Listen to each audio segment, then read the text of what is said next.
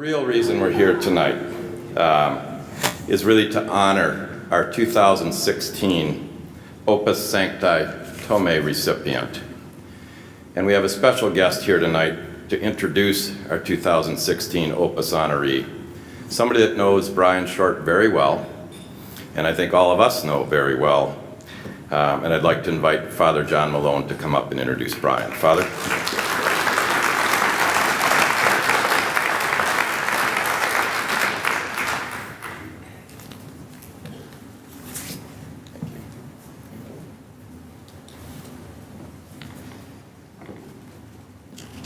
I wish I were following Brian and not William. I'd look a lot better.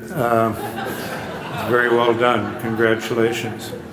You know, protocol would dictate that I would specially signify Archbishop Hebda and then say something like, "and good friends." But that's as if he's not a friend of ours. And I think every person in this room thinks of you already, Archbishop Hebda, as a good friend. So I'm just going to start with good friends, and you are among them.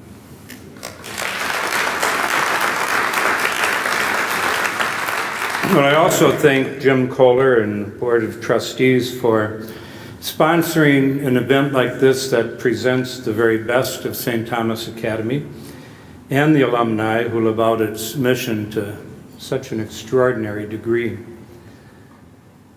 I am not a St. Thomas cadet. And my mother, I don't think, wanted me to be one either, but I'm just not one, and I'm not a Cretan Raider, but I hung around all through high school with Cretan Raiders, and I learned a little bit about St. Thomas cadets in that experience. And I'll just tell you one story. They say there were two academy cadets who were walking in the woods. One of them said, "Look, a dead bird." The other one looked up and said, "Where?" "Well, you must all be cadets." Okay. Obviously, St. Thomas Academy has come a long way since then, and the Academy has graduated and honored a number of accomplished civic leaders and moral models for the community. And this evening is no different. And thank you, Brian, for the honor of introducing you this evening. I'm not his confessor, so I can really say anything I want. So it's hard to imagine that any previous honoree is as uncomfortable as Brian is in receiving this award. He's not one to appreciate and enjoy the center of attention. He's normally in the back pew, as it were. And in fact, and this is true, at Assumption, he is standing behind the back pew. And not because he's late, it's just that he doesn't like it up front. He likes to be in the back. And maybe you remember Coach Dan Shula, Miami Dolphins, won beating the Vikings national championship, or whatever we call it, the Super Bowl. He, after one of those seasons, went to a small town with his family in Maine, and he was trying to be undercover and just enjoy some time out of the limelight with his family.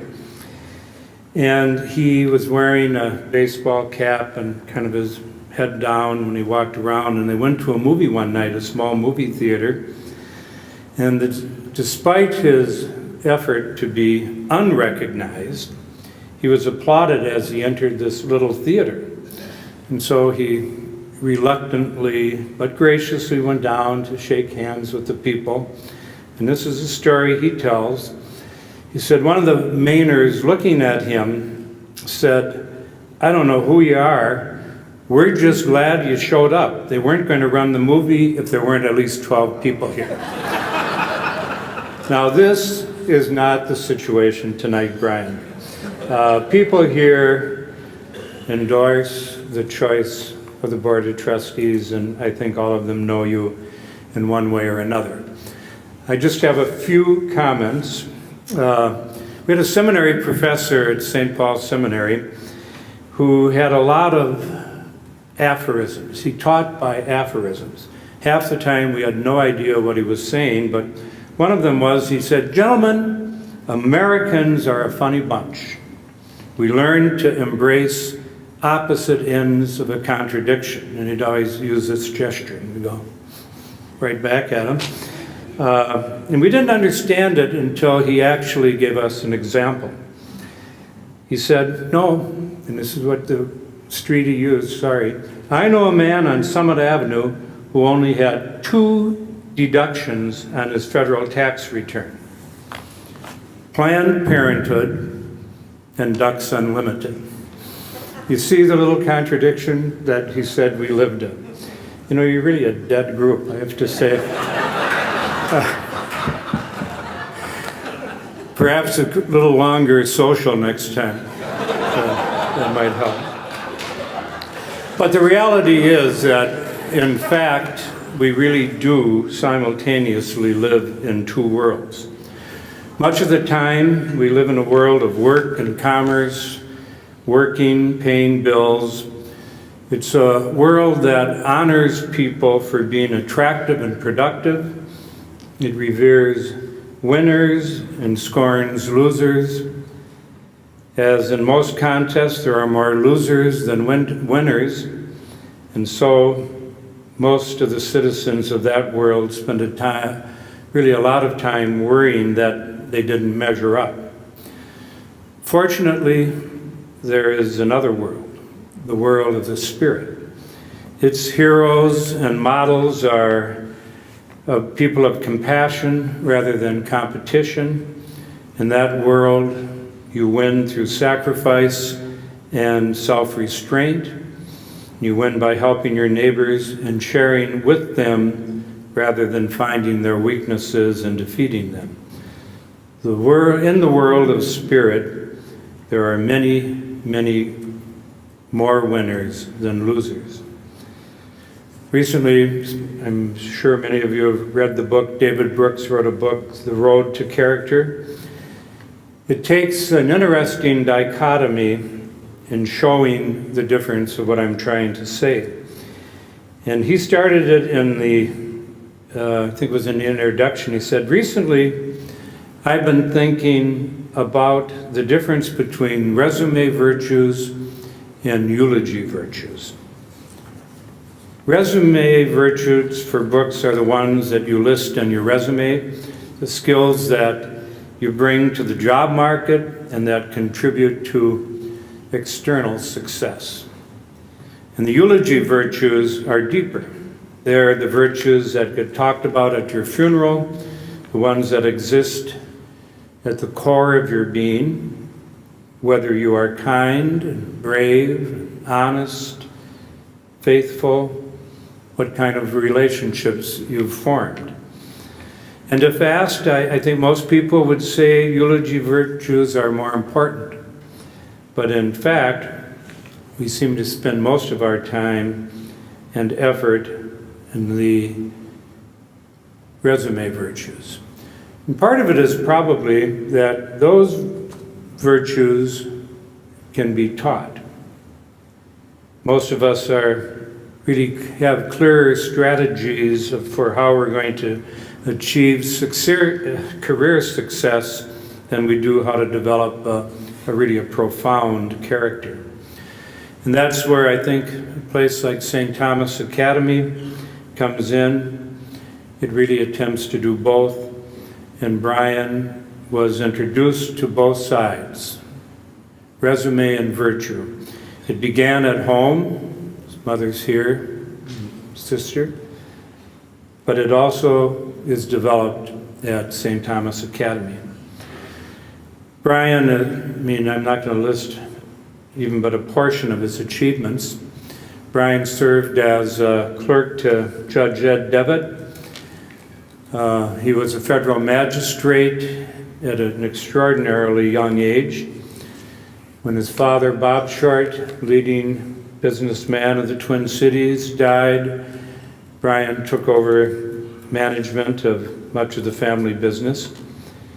He served on public boards, He has served as Chair of Catholic Charities, Chair of St. Thomas Academy. He's presently on the corporate board of the Archdiocese, and perhaps his ultimate achievement, trustee at Assumption Church. Can you imagine? Can you imagine? He's done these and many other tasks quietly and humbly, developing moral character every time. St. Augustine came to conclude that the way to inner joy is not through agency and action, it's through a surrender and receptivity to God. The point, according to this view, is to surrender your ambition, your desire to achieve victory on your own. And this is how Brian has been able to grow both his resume virtues and his moral or eulogy virtues. Brian uniquely makes it easy for the eulogist and equally easy to write a resume of his life. Lastly, and I speak for myself, and I'm absolutely certain for many others in the room, Brian Short is one hell of a good friend. And I would like to give him an award much more insignificant than what he's receiving here tonight, but I have in my pocket a fish. It's not a living fish. This is an ichthus. Now the ichthus, a fish symbol, is one of the first Christian symbols used. It was almost a secret way of identifying one another. And it is, well, it's lovely bronze, and it's got some inlay and everything, and you see it? And it's a sign that we have to keep our eyes on both resume and eulogy virtues. This beautiful Christian symbol has a bottle opener at the end. So there you are, a living witness, Brian. Congratulations.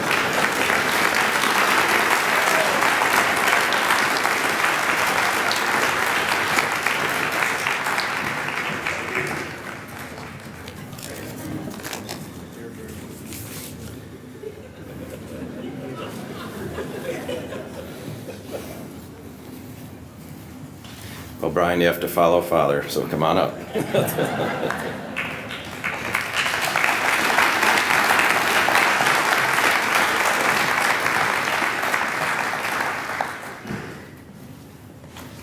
So, Brian, on behalf of the Board of Trustees of St. Thomas Academy and the Opus Sancti Thomae Selection Committee, we are very proud to honor you, Brian Short, class of 1968, as the 2016 recipient of the Opus Sancti Thomae Medal. Congratulations.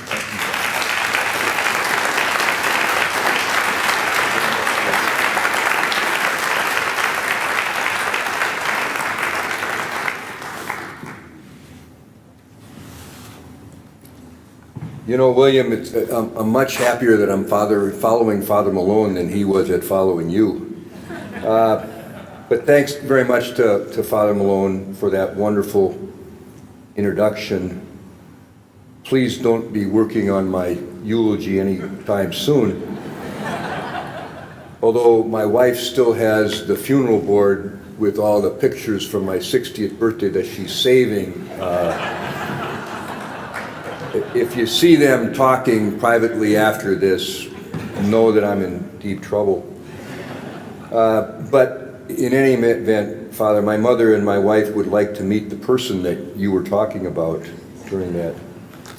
Thanks. If I could follow up with Father Malone and say thank you to Archbishop Hebda for being here this evening. You joined us during some of the darkest days faced by this archdiocese. You agreed to take what was undoubtedly the toughest job in the American church. In my view, you're leading a revival here, working with scores of talented clergy and lay people, and are turning this archdiocese around. I'm confident that with your continued leadership And as I think Archbishop Hebda would tell everybody here, with the help and support of everybody in this room, and with the prayers of every member of this Archdiocese, we will succeed. But thank you very much, Archbishop Hebda, for taking the time to be with us this evening.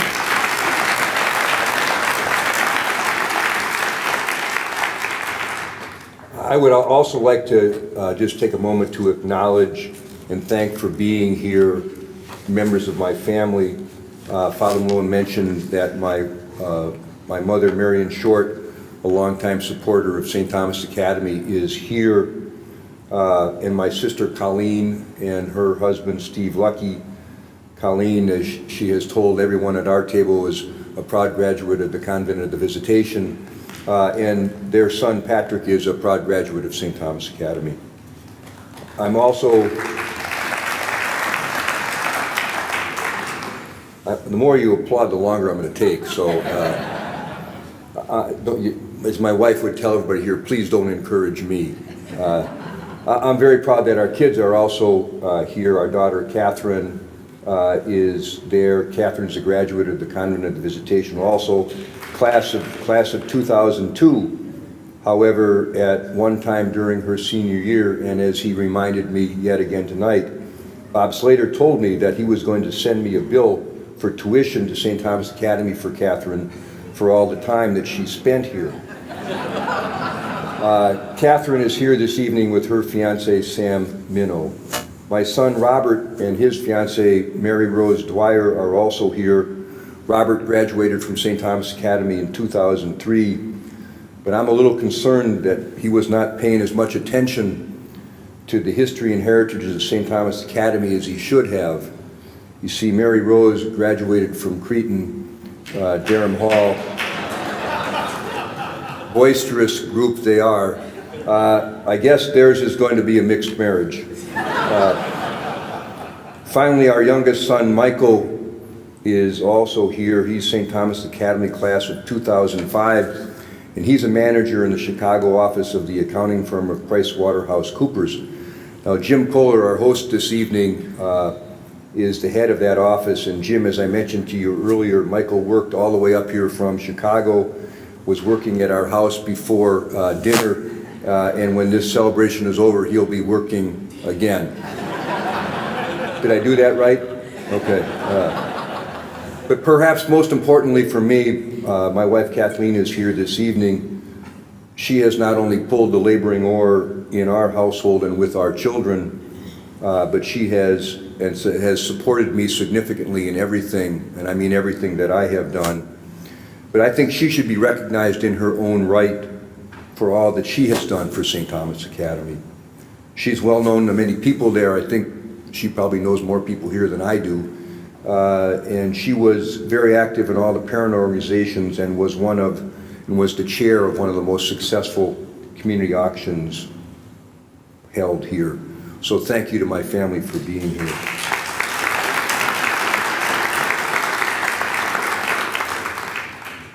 Perhaps only those who have stood up here to receive this recognition can fully understand how deeply honored I am.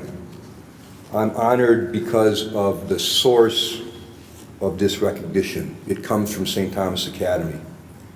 And certainly no institution has had more of an effect on my life. From my teachers, my coaches, my classmates, I learned about life, and I think I honed the skills that have helped shape not only my life, but the lives of everyone that I have touched. In every era, St. Thomas Academy has life-changing effects on those lucky enough to attend. At St. Thomas Academy, I recognized the importance of leadership. I recognized the importance of achieving goals. And finally, I was taught to exceed the expectations that others had of me. I hope you will remember William's speech, William's talk, and the things that struck him as important. That will, I think, resonate with what I'm going to say here. To lead, to achieve, and to exceed are things I learned here, and those remain the hallmarks of my life. I am also honored for the company that I will forever keep. I believe this is the 25th year that this award has been presented. 28 people have received it. Each person has first been a man or woman of singular accomplishment. Second, has made significant contributions to St. Thomas Academy and our students. And third, has served the wider community. I am honored beyond understanding to be mentioned in the same breath as they are. As I was thinking about this recognition, I thought about the connections that I have to those who have received it and the lessons that I have learned from many of them. When I was first preparing for this, I had about 35 minutes just talking about all those people, and it was a wonderful exercise for me to go through and do that. Fortunately for you, most of them are still at home on the floor, but I would like to just to mention a couple. Archbishop John Roach was the third recipient of this recognition in 1994, 30 years after I first arrived at St. Thomas Academy.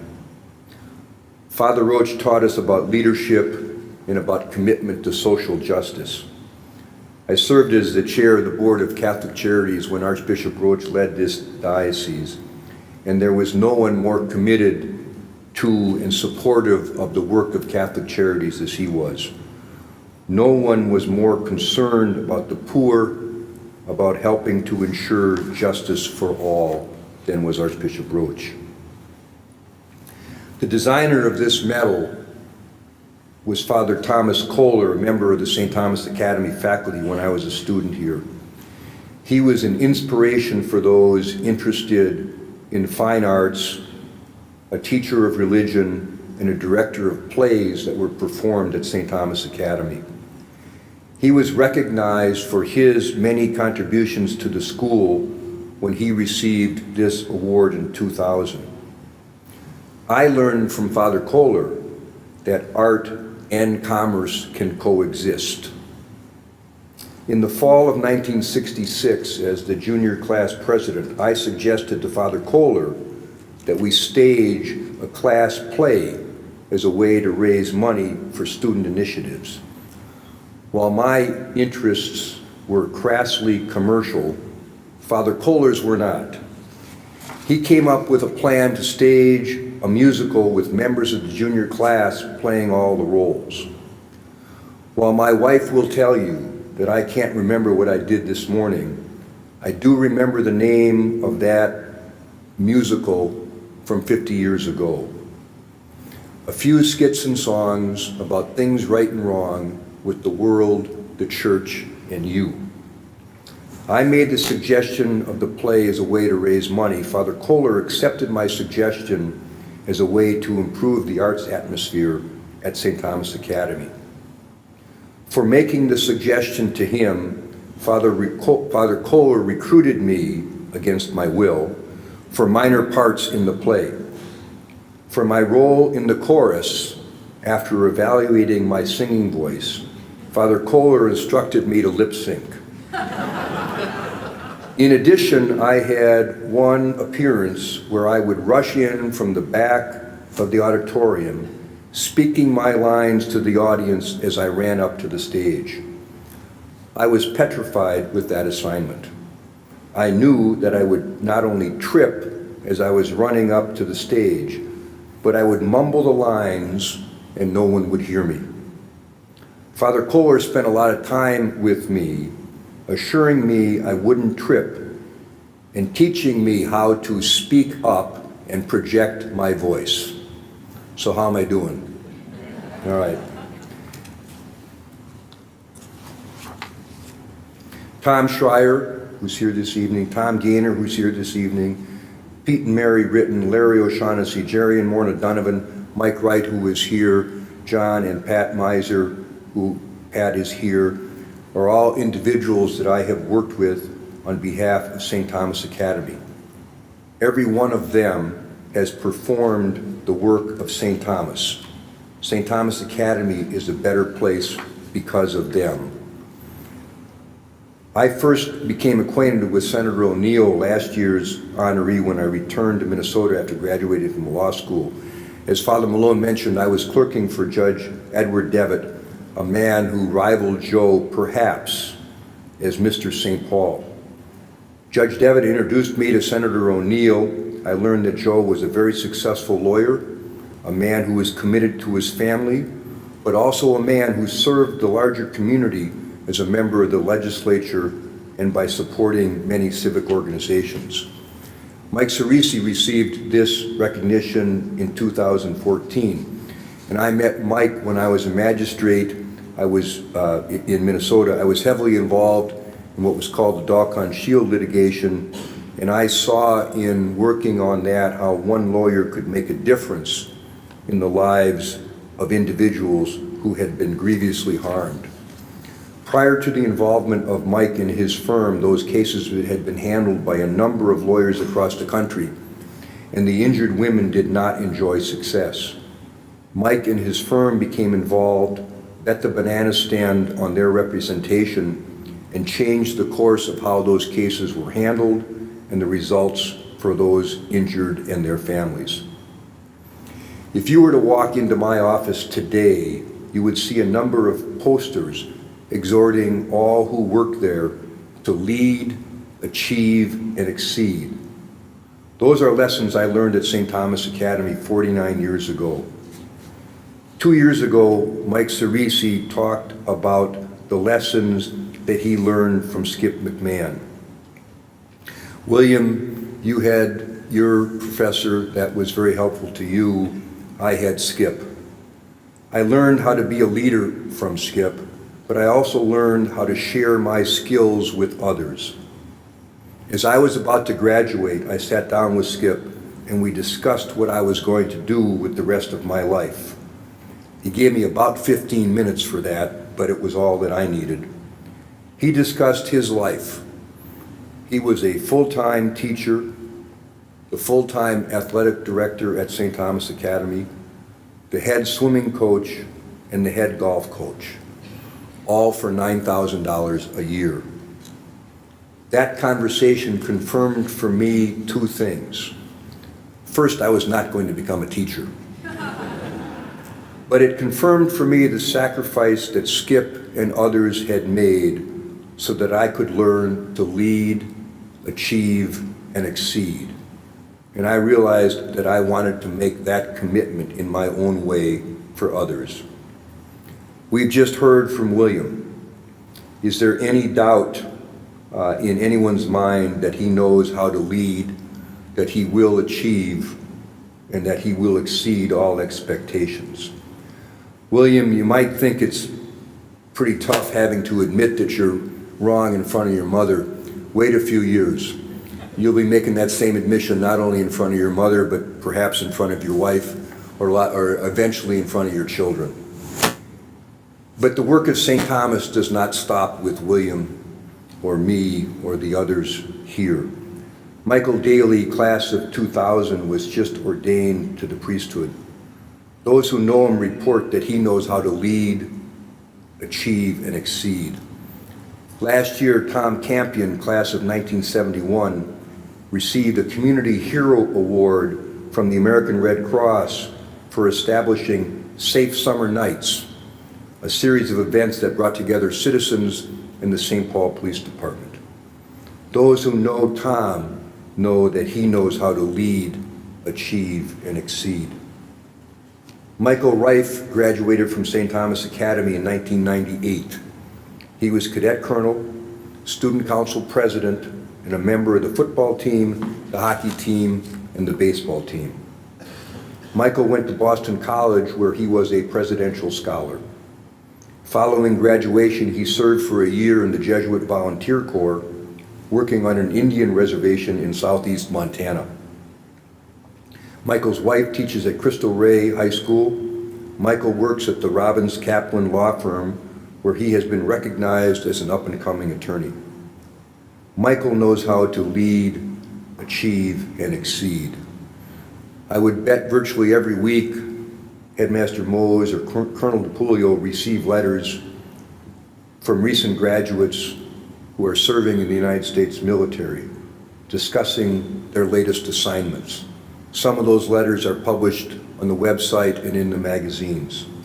Is there any doubt in any of our minds as we read those letters that those young men know how to lead, achieve, and exceed? When I was initially notified that I was to receive this recognition, it was referred to by many as the Opus Award. That's not its name.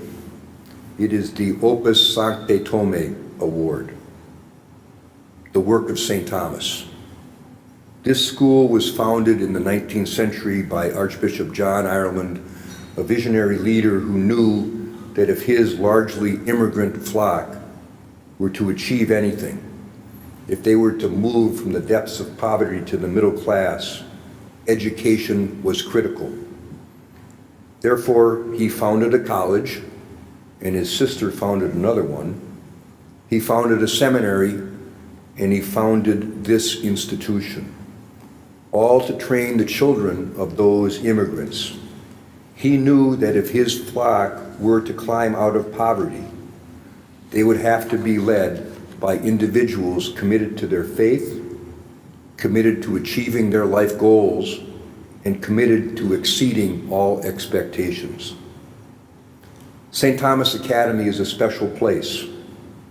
There are hundreds of us who are engaged in Opus Sancti Thomae, the work of St. Thomas. Not just the 28 of us who have been recognized. I look around this room, I see many, many of you. Jim Kohler, Bert Mackesy, Tom Dolphin is here. Tom and I served on and Bert did also, on the board of St. Thomas Academy together. Tom was the chair after I was. For a Benil guy, he does a pretty good job of doing the work of St. Thomas. It's not just that we asked Skip McMahon to do what he did for me and for Mike Cerisi, Gary Sirik I know is here, and others for $9,000 a year. But he did it. Everyone here who knew him knows that Skip was a tremendously committed man. There are other committed men and women here this evening, and many more who currently work at St. Thomas Academy for the benefit of all of us. They deserve our thanks and our support. When we go home tonight after this wonderful event, I hope that each one of us will think about what we can do for St. Thomas Academy, not only because of this delightful dinner, but because it is our opportunity. It is not our obligation, but it is our opportunity to help support the men and women who today are teaching someone else's kids to lead, to achieve, and to exceed. Thank you very much.